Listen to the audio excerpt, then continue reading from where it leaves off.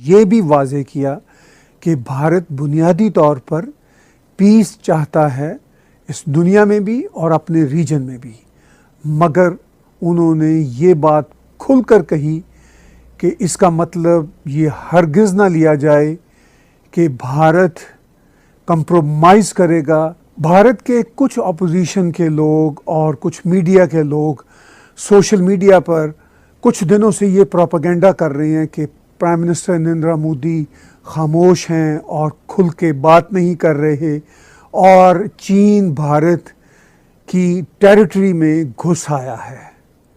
Prime minister Narendra Modi ने कुछ घंटों बाद ही कौम को बता दिया था कि चीन का ये रवैया नाकाबिले कबूल है और भारत इसका भरपूर तौर से जवाब देगा।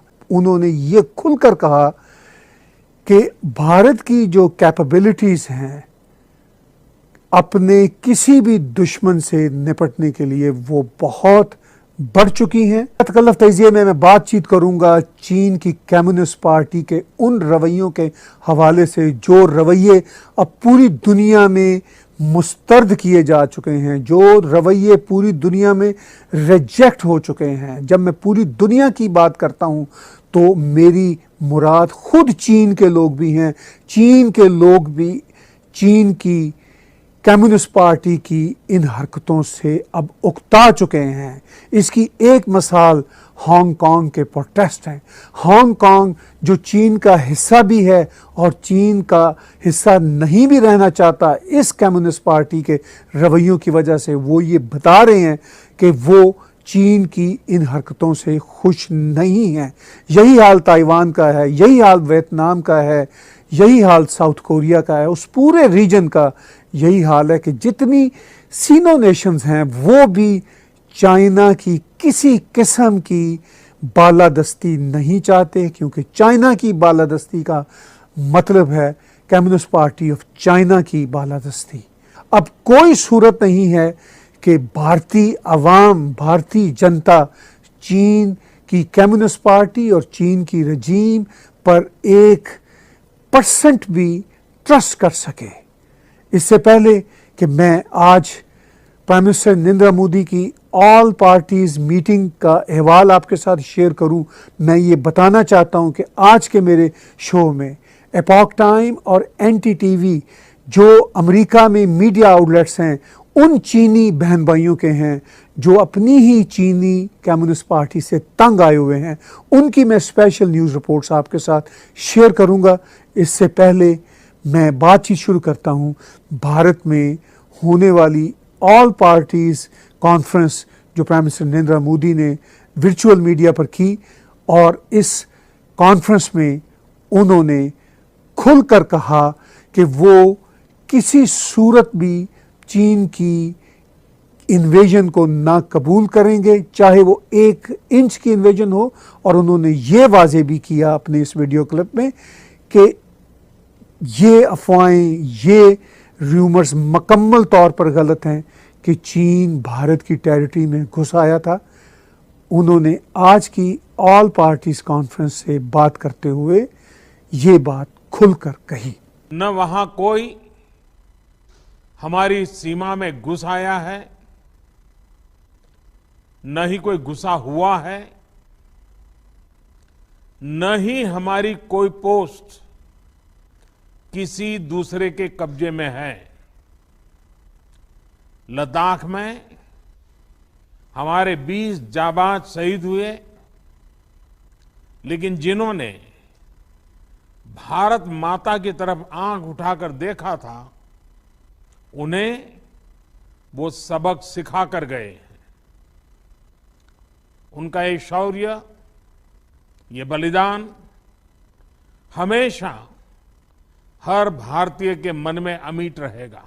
भारत के कुछ अपोजिशन के लोग और कुछ मीडिया के लोग सोशल मीडिया पर कुछ दिनों से ये प्रोपेगेंडा कर रहे हैं कि प्राइम मिनिस्टर नरेंद्र मोदी खामोश हैं और खुल के बात नहीं कर रहे और चीन भारत की टेरिटरी में घुस आया है।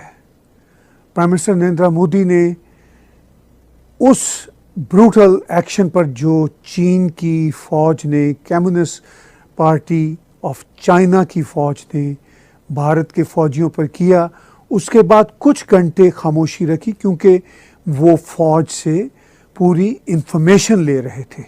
जब उन्हें तमाम कंफर्म्ड इंफॉर्मेशन आ गई तो उन्होंने कुछ घंटों बाद ही कौम को बता दिया था कि चीन का ये रवैया नाकाबिले कबूल है और भारत इसका भरपूर तौर से जवाब देगा। फिर उन्होंने भारतीय अपोजिशन पार्टियों को और तमाम पॉलिटिकल पार्टीज़ को एक वर्चुअल मीटिंग के लिए बुलाया और उसमें उन्होंने ये खुलकर कहा कि भारत की जो कैपेबिलिटीज़ हैं अपने किसी भी दुश्मन से निपटने के लिए वो बहुत बढ़ चुकी हैं। उन कैपेबिलिटीज़ के बारे में प्राइम मिनिस्टर नरेंद्र मोदी ने आज अपनी वर्चुअल मीटिंग में जो कहा, आप भी सुनिए। आज हमारे पास ये कैपेबिलिटी है कि कोई भी हमारी 1 इंच जमीन की तरफ आंख उठाकर भी नहीं देख सकता। आज भारत की सेनाएं हर सेक्टर में एक साथ मूव करने में पूरी तरह सक्षम है। ऐसे में हमने जहां एक तरफ सेना को अपने स्तर पर उचित कदम उठाने की छूट दी है, वहीं दूसरी तरफ डिप्लोमेटिक माध्यमों से भी चीन को अपनी बात दो टूक स्पष्ट कर दी है। प्राइम मिनिस्टर नरेंद्र मोदी ने आज ऑल ऑपोजिशन पार्टी से बातचीत करते हुए ये भी वाजे किया कि भारत बुनियादी तौर पर पीस चाहता है इस दुनिया में भी और अपने रीजन में भी, मगर उन्होंने ये बात खुलकर कही कि इसका मतलब ये हरगिज़ ना लिया जाए कि भारत कंप्रोमाइज़ करेगा अपने पीस के एजेंडे की खातिर अपनी सोवरेनिटी को। और ये बात उन्होंने ऑल पार्टीज से खिताब करते हुए यूं कही। साथियों, राष्ट्रहित, देशवासियों का हित हमेशा हम सभी की सर्वोच्च प्राथमिकता रही है। चाहे ट्रेड हो, कनेक्टिविटी हो, काउंटर टेररिज्म हो, भारत ने कभी किसी बाहरी दबाव को स्वीकार नहीं किया है।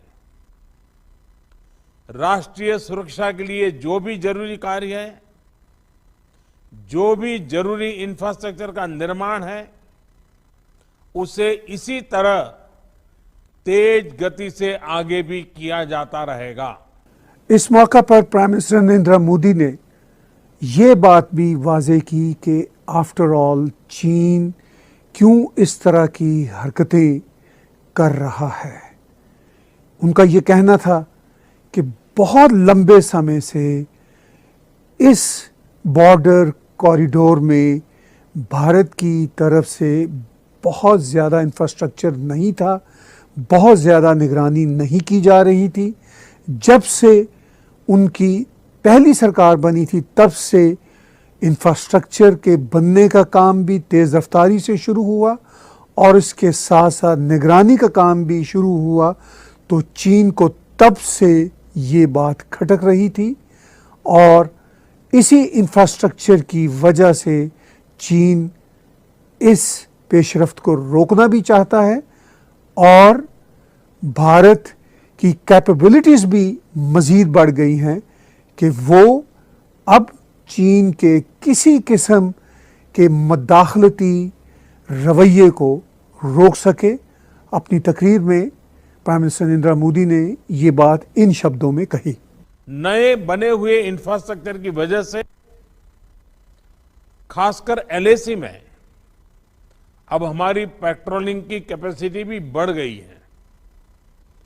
पेट्रोलिंग बढ़ने की वजह से अब सतर्कता बढ़ी है और एलएसी पर हो रही गतिविधियों के बारे में भी समय पर पता चल रहा है। जिन क्षेत्रों पर पहले बहुत नजर नहीं रहती थी, अब वहां भी हमारे जवान अच्छी तरह से मॉनिटर कर पा रहे हैं, रिस्पॉन्ड भी कर पा रहे हैं। अब तक जिनको कोई पूछता नहीं था, कोई रोकता टोकता नहीं था, अब हमारे जवान डगर डगर पर उन्हें रोकते हैं, उन्हें टोकते हैं। बेहतर हो रहे इंफ्रास्ट्रक्चर से एक मदद ये भी मिली है कि हमारे जवान जो उस कठिन परिस्थिति में वहां तैनात रहते हैं, उन्हें साजो सामान पहुंचाने में आसानी हुई है। इस मौका पर चीन की कम्युनिस्ट पार्टी के स्पोक्स पर्सन ने मीडिया से बातचीत करते हुए ये कहा कि भारत ही इस सारी कार्रवाई का जिम्मेदार है, लेकिन साथ साथ इस उम्मीद का इजहार भी किया कि चाइना और इंडिया के बीच जो बातचीत चल रही है, उस बातचीत के नतीजा में जो ये कॉन्फ्लिक्ट है वो रिजॉल्व होगा। और इस कॉन्फ्लिक्ट के रिजॉल्व होने के साथ साथ उन्होंने इस उम्मीद का इजहार भी किया कि तल्लुकात भी मामूल पर आ जाएंगे। लेकिन दूसरी तरफ भारत में कंट्री वाइड प्रोटेस्ट हो रहे हैं।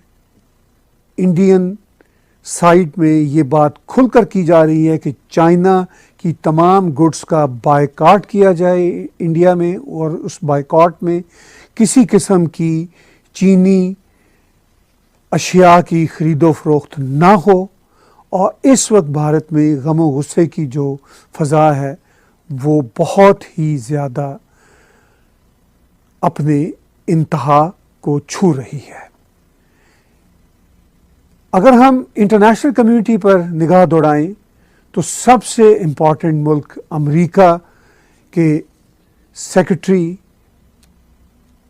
माइक पॉम्पियो ने खुलकर एक ट्वीट देते हुए कहा, जैसा कि आप स्क्रीन पे उनकी ट्वीट देख रहे हैं, we extend our deepest condolences to the people of India for the lives lost as a result of the recent confrontation with China. We will remember the soldiers' families, loved ones and communities as they grieve.